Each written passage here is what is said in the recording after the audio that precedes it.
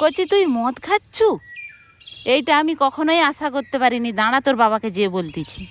দাঁড়াও মা, মদ খাচ্ছি যে এটার মানে এই নয় যে আমি খারাপ। কেন, মদ খাওয়া কি খারাপ নয়?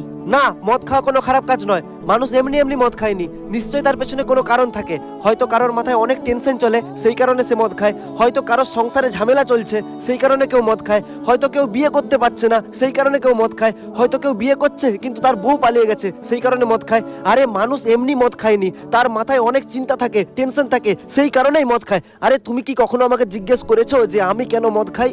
না কচি, তোকে কখনো জিজ্ঞেস করিনি। বল না কচি, তুই কেন মদ খাস? না থাক, বাদ দাও।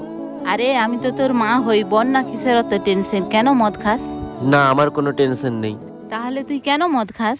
আসলে মদ খেতে আমার খুব ভালো লাগে। মদ না একটু খেলে আমার শরীরটা চাঙ্গা হয়নি।